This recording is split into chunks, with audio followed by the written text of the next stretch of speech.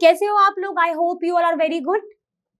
जैसा कि मैंने बताया था कि आज हम जो लेक्चर लेकर आएंगे उसमें आप देखोगे previous year question paper solution किसका, set 4 of 2019 physics board examination.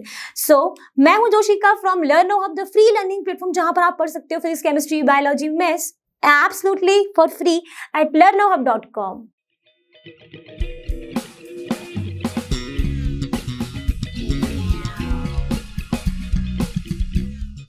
Welcome to the PYQ series.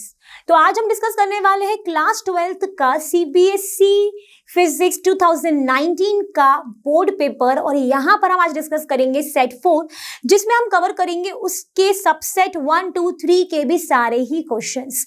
तो जल्दी से रेडी हो जाइए। जैसा कि आपको पता है इसके पहले भी हमने 2019 के 3 सेट ऑलरेडी डिस्कस कर लिए हैं और अब है हमारा सेट 4, और इसके बाद एक सेट और बचता है जिसको भी हम डिस्कस करेंगे अपने आने वाले लेक्चर में। तो जल्दी से रेडी हो जाइए because PYQ series is very important, क्योंकि आप सब जानते हो कि सभी लोग ना एग्जाम के कुछ दिन पहले से ही ना previous year question paper solution करने के लिए ना बैठ जाते हैं, क्योंकि इससे एक तो हमें आइडिया मिलता है कि किस तरीके का हमारा बोर्ड एग्जामिनेशन आने वाला है, और समाव हमें ये भी मालूम पड़ता है कि यार इतने सारे क्वेश्चंस जो है ना उनमें से ये वाले जो क्वेश्चंस है ना बहुत ज्यादा इंपॉर्टेंट है।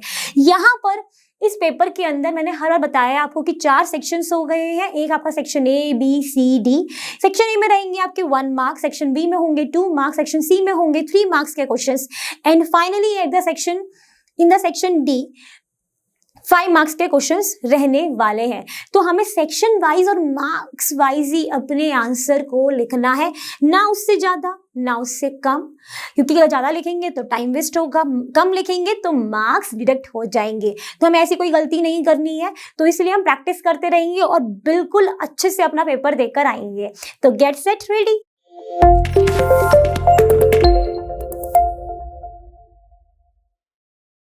तो चलिए बात करते हैं क्वेश्चन नंबर 17 की। क्वेश्चन नंबर 17 में बोला गया है the figure shows the rectangular conducting frame MNOP of resistance R placed partly in a perpendicular magnetic field and moved with velocity V as shown in the figure. Obtain the expressions for the force acting on the arm ON, this ON पर जो force act हो रहा है वो, और उसकी direction, power required to move the frame to get a steady EMF induced between the arms MN and PO। ठीक है, तो हमारे पास एक कंडक्टिंग फ्रेम है जिसका नाम है MNOP। इसकी लेंथ हमको L दी है, ब्रेड्थ इसकी B दी है, ये जो इसकी वेलोसिटी से जो ये ON मूव कर रहा है वो हमको V दी है। तो अब किसी भी मूविंग कंडक्टर में जो EMF इंड्यूस्ड होता है वो कितना होता है, EMF induced in moving conductor that is equal to क्या हो जाएगा, magnetic field B L and इसकी वेलोसिटी BLV हो गया। एंड फिर इसका करंट अगर देखेंगे तो करंट कितना होगा, I is equal to EMF upon resistance that is BLV upon R, यही होगा। ठीक है, अब निकालना क्या है, force acting on the arm ON क्या होगा, बिल, क्योंकि परपेंडिकुलर मैग्नेटिक फील्ड है तो theta equal to 90 degree, BIL sine theta होगा, साइन 91 हो जाएगा, तो बिल बचेगा। आई हमने ऑलरेडी निकाल के रखा है, तो BLV अपॉन R और L, तो ये आपका कितना हो जाएगा, B square L square V upon R। तो this is the force acting on the arm ON। अब ये तो हमारा निकल आया, अब क्या निकालना है, इसकी डायरेक्शन वो भी देख लेते हैं। अब अगर डायरेक्शन की बात करें तो हम यहाँ पे क्या देखेंगे कि ये V वेलोसिटी से मूव कर रहा है, तो एक पर्टिकुलर पॉइंट पर जब ये वो यहाँ पर मूव करेगा तो एक लेंस लॉ हमने पढ़ा था, तो लेंस लॉ कहता है कि अगर आ रहा हूँ तो आने नहीं दूंगा। तो यहाँ पर जो फोर्स लग रहा होगा वो जस्ट इसके अपोज में लगेगा, मतलब उसको वो आने नहीं देगा, है ना। तो मतलब ये जो फोर्स लगेगा ये इसके, लेंस लॉ ने क्या कहा कि जो भी कुछ हो रहा है वो अगर ये आ रहा है तो इसको आने नहीं देगा, है ना। जब इसको आने नहीं देगा तो ये जो फोर्स लगेगा ये क्या होगा, ये इसके अगेंस्ट में लगेगा, यानी इस वेलोसिटी के जस्ट अपोजिट लगेगा फोर्स। तो इसकी डायरेक्शन क्या हो जाएगी, just opposite to the velocity. तो आप उसमें डायरेक्शन लिख दोगे। तो अब देखो यहाँ पर पूरी कंडीशन जो आपने समझ लो अच्छे से फिर से। यहाँ पर क्योंकि ये मूव कर रहा है, तो मूव अगर कर रहा है तो वहां पर फ्लक्स चेंज होगा, फ्लक्स चेंज हो रहा है तो वहां पर ईएमएफ इंड्यूस्ड होगा, ईएमएफ इंड्यूस्ड होगा तो ईएमएफ इंड्यूस्ड का फॉर्मूला हमने डायरेक्ट रख दिया। फिर यहाँ पर करंट हमने निकाल लिया। तो यहाँ पर जब ये मूव कर रहा है एक पर्टिकुलर वेलोसिटी v से, तो एक पर्टिकुलर टाइम पर आकर यहाँ पर एक ब्रांच ON में करंट हमने मान लिया है I।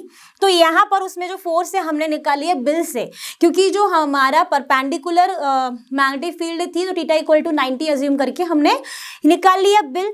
यहाँ पर हमने आई इक्वालिटी निकाल के रखा है। अब बात थी फोर्स के डायरेक्शन की, तो हमने वो कहाँ से निकाली, लेंज लॉ वाले कंसेप्ट को यूज करके। ठीक है, इतनी बात हो गई। अब हम बात करेंगे हमारा ए पोर्शन क्या हो गया है, डन हो गया है। अब हम देखेंगे इसका बी पोर्शन। तो यहाँ पर बी पोर्शन में क्या पूछा गया है कि power required to move the frame to get a steady EMF induced between the arms MN and PO. तो पावर का फॉर्मूला क्या होता है, बेसिकली पावर हमने पढ़ा है फोर्स इनटू वेलोसिटी। फोर्स हम ऑलरेडी निकाल चुके हैं, that is B square L square V upon R multiply V. तो यहाँ पर पावर हो जाएगी आपकी B square L square V square upon R. तो ये रहा आपका पावर। तो आपने पावर निकाली, फोर्स निकाली, इसका डायरेक्शन निकाल लिया। इसका मतलब ये पूरा क्वेश्चन क्या हो गया, डन। तो आपको कितने मार्क्स मिलेंगे, 3 मार्क्स। शर्त क्या है, यहाँ पर सारी चीजें आपको मेंशन करनी है कि let B be the magnetic field, L क्या है, क्या स्मॉल बी क्या, ये सारी चीजें बताना ना बहुत ही इंपॉर्टेंट है। कौन सा फॉर्मूला आपने यूज किया है, किस कंसेप्ट से आपने डायरेक्शन बताई है, सारी चीजें आपको वहां पर मेंशन करनी है। जो मैंने यहाँ पे वर्बली बोला है वो आपको वहां पर मेंशन करना है। ठीक है, चलो देखते हैं नेक्स्ट वन। तो चलिए बात करते हैं अपने क्वेश्चन नंबर 18 की। क्वेश्चन नंबर 18 में क्या बोला गया है, इसमें 2 पार्ट है, A and B. A part में पूछा गया है कि plot a graph of a angle of deviation that is your delta as a function of angle of incidence for a triangular prism. तो सबसे पहले तो हम कुछ चीजें रिकॉल कर लेते हैं। ट्रायंगुलर प्रिज्म बना के रखा हुआ है, इसमें जब आपने एक इंसिडेंट रे दी, ठीक है, वो कहाँ पर गई, इस फेस ए बी पर गई, वहां पर आपने एक नॉर्मल ड्रॉ किया तो ये क्या हुई, बेंड हुई। फिर यहाँ पर आपने एक नॉर्मल ड्रॉ किया फेस ए सी पर, फिर ये फिर से क्या हुई, अवे फ्रॉम द नॉर्मल हो गई। ठीक है, अवे फ्रॉम द नॉर्मल होने के बाद आपने देखा कि ये आपका कहलाएगा एंगल ऑफ एमर्जेंट। एंड जब आपने इस वाली एमर्जेंट रे को, जब आपने इसको आप बोलते हैं एमर्जेंट रे, इसको आपने पीछे की तरफ एक्सटेंड किया, इंसिडेंट रे को एक्सटेंड किया, तो एंगल बिटवीन द एमर्जेंट रे and the incident ray that is your angle of deviation. Okay, ये बात हो गई।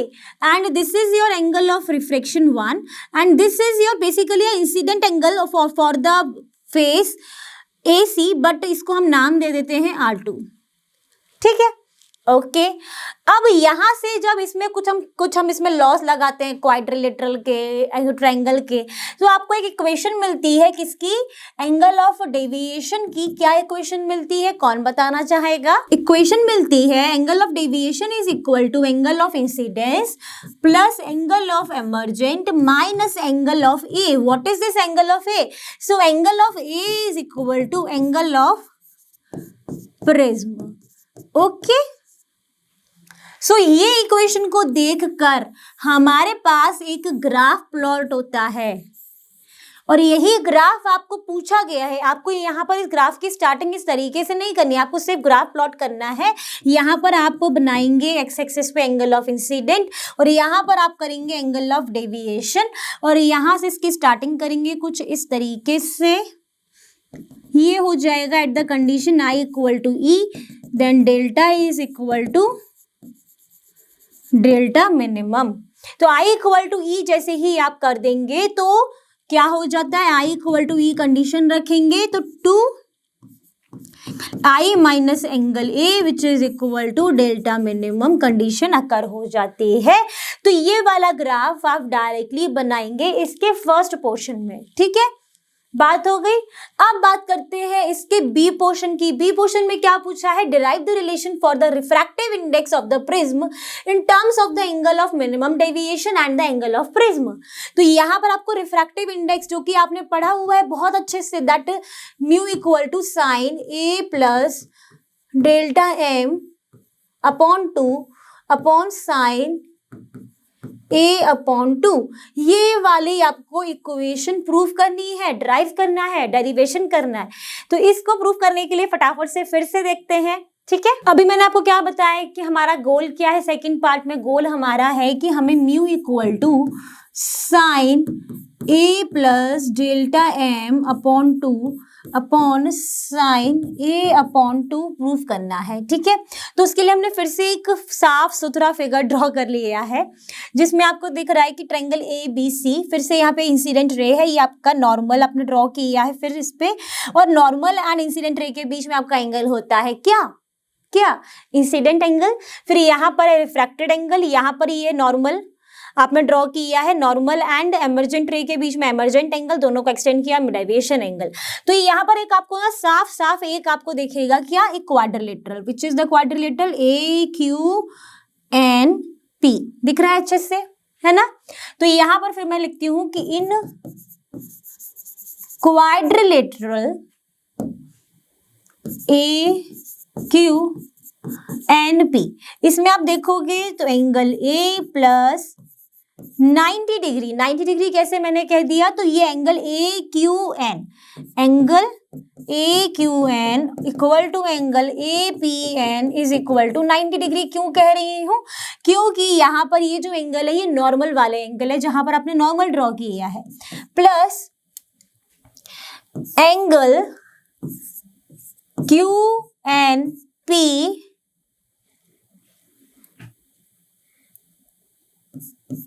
Plus 90 degree is equal to 360 degree. तो ये आपका हो जाएगा angle A plus angle Q N P is equal to 180 degree, equation 1। कैसे कह दिया, 360 minus 180 is 180 degree, this is your equation 1। Now in triangle, अब ट्रायंगल कौन सा दिखेगा, क्यू एन पी, ये ट्रायंगल दिख रहा है Q N P, Q N P, यहां पर आप देखोगे तो आपको दिखेगा angle R1 plus angle R2 plus angle Q N P is equal to 180 degree. यहां से आप कह सकते हो angle Q N P is equal to 180 degree minus angle R1 plus angle R2। ये मैंने ब्रैकेट में रखा है, चाहो तो आप ओपन कर सकते हो, this is your equation 2। Now put equation 2 in equation 1, तो क्या हो जाएगा, angle A plus 180 degree minus angle R1 plus angle R2 is equal to 180 degree. ये हो गए कैंसिल। यहां से आप देखोगे तो angle A is equal to angle R1 plus angle R2, ठीक है, ये इक्वेशन आ गई। ओके, यहाँ पे आपको ये इक्वेशन मिल जाएगी। ओके मैम, अब आप क्या जानते हो, आप जानते हो कि in a triangular prism angle delta is equal to I minus R1 plus E minus R2, ठीक है। यहां से I plus E minus R1 plus R2, यहां से आप कह दो कि I plus E minus angle A, सब में एंगल लगा दो, एंगल डेल्टा। बट ये आपको इक्वेशन कौन सी मिल गई, जो अभी तक आपने यूज की थी फर्स्ट वाले में, ठीक है। But in case of a delta minimum deviation, in case of a minimum deviation क्या होता है, I will become equal to the angle of E, then delta will become delta minimum, then it will become delta minimum is equal to 2 angle I minus angle A, है ना, ये बन जाएगा। यहां से आप क्या और कह सकते हो, that angle A plus delta minimum upon 2 is equal to angle I. ये भी तो कह सकते हो ना, कह सकते हैं ना, हमने ये भी कह दिया है यहाँ से, इसको भी मैंने इस तरीके से ब्लॉक में रख दिया, ठीक है, ये भी मैंने कह दिया। अब उसके बाद क्या करेंगे, हम बहुत अच्छे से जानते हैं कि that Snell's law is equal to mu equal to sine I upon sine R. बहुत अच्छे से पढ़ा है ना हमने, पढ़ा है कि नहीं? सब कहोगे पढ़ा है, बहुत अच्छे से पढ़ा है। तो अगर सबने ये सब पढ़ा है तो आपने ये भी पढ़ा है कि मिनिमम डेविएशन में i equal to e, delta equal to delta minimum के अलावा एक कंडीशन और होती है, that R1 is equal to R2 is equal to R। That means यहाँ पर 2R is equal to A और R is equal to A upon 2। ये भी पढ़ा होगा, है ना? जब ये भी पढ़ा है और ये भी पढ़ा है, आई की बराबर ये आ गया, सबकी वैल्यू यहाँ पे रखूंगी, तो sign A plus delta M भी लिख सकते हो डेल्टा मिनिमम को यहाँ के लिए, अपॉन 2 अपॉन साइन आर क्या आ गया है, ए अपॉन 2 साइन ए अपॉन 2। क्या हमने वही अचीव किया है जो हमको यहाँ पर चाहिए था? कंपेयर कर लो, तो वही अचीव किया है। सिंपल यहाँ पे क्या है, प्रिज्म बनाओ। आपको पहले क्वाड्रिलेटरल देखना है, फिर ट्रायंगल देखना है, उसके बाद आपको ये वाली पता होनी चाहिए डेल्टा की इक्वेशन, फिर डेल्टा मिनिमम की जो 3 कंडीशन है, delta equal to delta minimum, I equal to E, R1 equal to R2 equal to R। Now put all the equation in the equations, then you know the Snell's law that equal to mu refractive index is equal to sin I upon sin R, then solve it and you will get your derivation part done। ठीक है, done हो गया। Now move to the next one. तो चलिए बात करते हैं question number 19 के पोर्शन की, जिसमें पूछा गया है कि state briefly with what purpose was Davisson and Germer experiment performed and what interference was drawn from this. ठीक है, तो अगर इसको सिर्फ इस पर्पस बताना, इसका पर्पस क्या था, तो the purpose was this experiment is to verify the wave nature of electron and also verify the de Broglie first experiment evidence for wave nature of matter। so this is only the statement answer। तो हमने statement लिख के रखा हुआ है। इसके बाद second portion की बात करें तो इसमें पूछा गया है कि obtain an expression for the ratio of the accelerating potential to accelerate हो रहा है, अब प्रोटॉन एक पार्टिकल है और एक अल्फा पार्टिकल है, to have the same de Broglie wavelength, that means lambda alpha is lambda P E wavelength associated with them. अगर एक्सेलरेट हो रहा है that means kinetic energy is going to be change into potential energy, that means half mv square is equal to Q V, where capital V is the potential difference and this that is your potential difference, or you can say accelerating potential, where small v is the velocity of the particle। we can change this one in the form of a momentum to that one, multiply numerator and denominator by m, that will become half p square upon m qv। from here p square is equal to 2m qv, p will become under root 2m qv, and we know that the de Broglie wavelength lambda is equal to h upon p। from here we can put the value of p from this one, this will become under root 2m qv। since we know that the lambda alpha is equal to lambda p, we can write this one like this, lambda alpha is equal to h upon under root 2m alpha q alpha v alpha, lambda p is equal to h upon under root 2mp qp vp। okay, we can write like this, and now we are going to do this, lambda alpha is equal to lambda p, तो h upon under root 2m alpha q alpha v alpha is equal to h upon under root 2mp qp vp, h से h cancel, it will become 1 upon under root 2m alpha q alpha v alpha is equal to 1 upon under root 2mp qp and vp। can we do the squaring both the side? we can do this like 1 upon 2m alpha q alpha v alpha is equal to 1 upon 2 mp qp vp।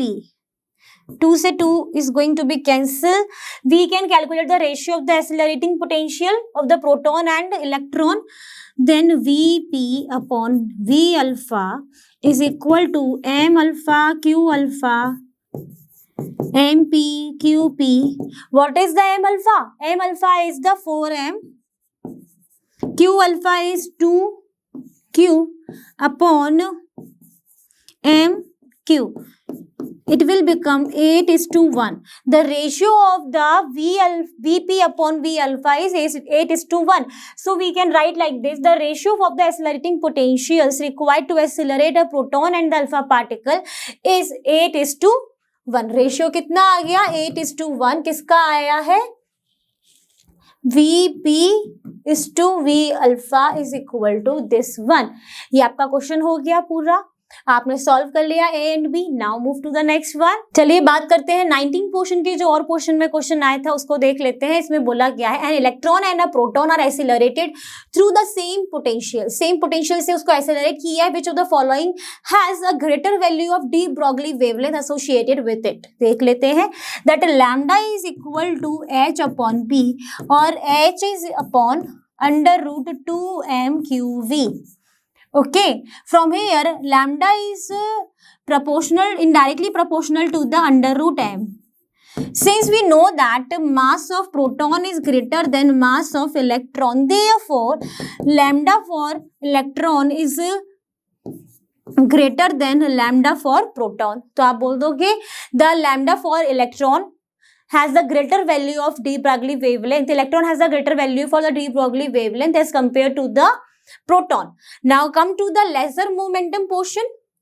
तो lesser momentum portion lambda is equal to h upon p, and we can conclude from this one that lambda for electron is greater than lambda for proton, and lambda is indirectly proportional to the momentum. Therefore momentum for proton is greater than momentum for electron. Therefore electron has lesser momentum than proton. ये भी हो गया. दोनों portion solve हो गए, done हो गए. चलो देखते हैं नेक्स्ट वन. तो चलिए बात करते हैं 19 के बी पोर्शन की, जिसमें बोला है how is the momentum of a particle related with its D Broglie wavelength, show the variation on a graph. ठीक है, मोमेंटम किस तरीके से रिलेटेड होता है तो हम जानते हैं कि that lambda is equal to h upon p, then p is equal to h upon lambda, और you can say p is indirectly proportional to the lambda. If we are going to plot the graph of this one, then lambda is for y axis and p is for this one, then it is like this. And इस तरीके के graph हमने mathematics में पढ़ा है. कुछ भी अगर इनवर्सली प्रोपोर्शनल होता है तो ग्राफ कुछ इस तरीके का बनता है, वही हमने बना दिया है. दैट्स इट, ये क्वेश्चन हो गया है पूरा solve. Now move to the next one. तो चलिए बात करते हैं क्वेश्चन नंबर 24 की. 24 क्वेश्चन के बी पोर्शन की बात कर रहे हैं. इसका ए पोर्शन ऑलरेडी हमने कवर किया हुआ है पहले ही प्रीवियस सेट्स में, इसलिए इसको यहाँ पे डिस्कस नहीं कर रहे हैं. इसमें बोला गया है कि parallel plate capacitor of capacitance C is charged to a voltage V by a battery. After some time the battery is disconnected and the distance between the plates is doubled. Now a slab of a dielectric constant 1 K less than 2 is introduced to fill the space between the plates. How will the following be affected? The electric field between the plates of the capacitor, the energy stored in the capacitor. Now we talk about the first portion, that is the electric field. We know that the electric field is equal to V upon D. ठीक है, ये हमने basic एक definition से अगर देखें, यहाँ पर जो डी है, डी डैश जो है वो क्या हो रहा है? डबल्ड हो रहा है. अगर वो डबल्ड हो रहा है और फिर हमने वहां पर क्या किया? डाइलेक्ट्रिक इंट्रोड्यूस्ड किया है, तो वी डैश क्या हो जाएगा? वी अपॉन के हो जाएगा. तो ई डैश क्या हो जाएगा? V dash upon D dash, that is V upon K multiply 1/2d. तो it will become 1/2k V upon D. तो ये क्या हो जाएगा? 1/2k और V upon D क्या है हमारा? पहले से ही है. तो ये क्या हो गया?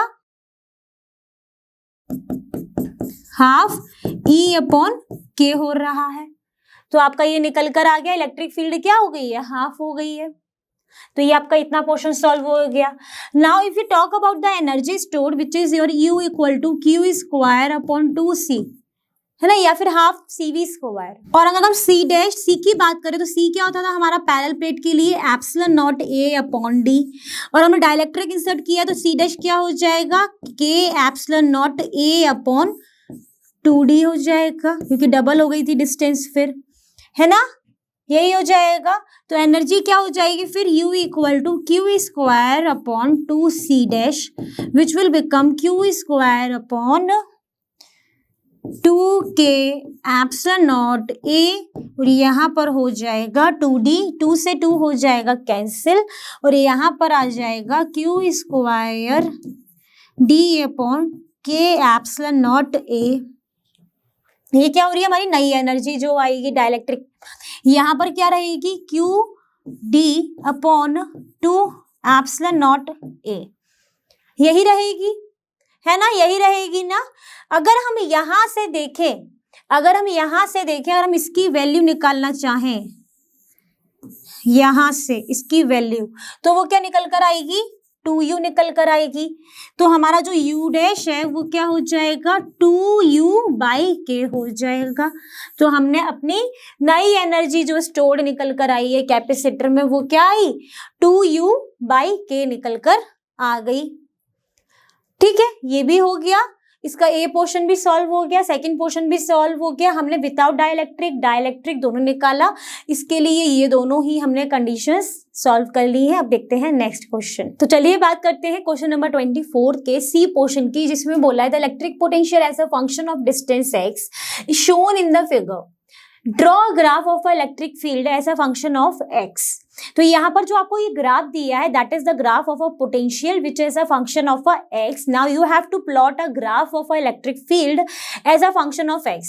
For that you have to very much clear about the concept of the electric field and the potential, that you have to know that the relation between the electric field and the potential. जो आपने पढ़ा कहाँ पर है capacitance वाले chapter पे, जहां पर आपने देखा था relation between the electric field and the potential. I think electric field and the charges वाले चैप्टर में आपने पढ़ा होगा ये, जहां पर आपने देखा था E equal to minus dV upon dx, है ना। अगर हम इस वाले ग्राफ को देखें तो हम यहाँ पे नाम दे देते हैं, this is your first, second and third. Now if we are going to see the, और यहाँ पे नाम दे दो A B and this is आपने 3 है, ठीक है। फॉर O A से, अगर O से A वाला आप ग्राफ देखोगे V एंड X का, तो वहां पर आप देखोगे this is a linear graph. For the linear graph you can learn in the mathematics that V is proportional to X। V अगर आप हटाओगे तो यहाँ पे क्या आता है, एक कांस्टेंट लगाते हो आप kx। अब यहाँ से अगर आपने इलेक्ट्रिक फील्ड के लिए लगाया तो minus d upon dx, V की जगह आप रखोगे kx, के आपका कांस्टेंट है बाहर आ गया, और x का हो जाएगा डी बाई डी एक्स 1, तो ये कितना हो गया minus K. Now you are going for a second region which is A B region, this is your graph constant graph, है ना। तो कांस्टेंट का ग्राफ क्या हो जाएगा 0। फॉर दिस ये तो ये एक यूनिफॉर्म है, तो यहाँ पे क्या हो जाएगा इलेक्ट्रिक फील्ड 0 हो जाएगा। कांस्टेंट का ग्राफ क्या होता है 0 हो जाएगा, ये यहाँ पे कुछ भी नहीं है 0 हो जाएगा। For this one this is a linear graph but this is a degrading linear graph, तो यहाँ पर आप क्या बोलोगे V proportional to minus x, then V, ये तो आपका फर्स्ट का हो गया। Now come to the third one that V proportional to minus x, then V equal to minus k x, then electric field will become k. कितनी निकल कर आएगी के, आप सॉल्व करोगे यहाँ से के निकल कर आएगी।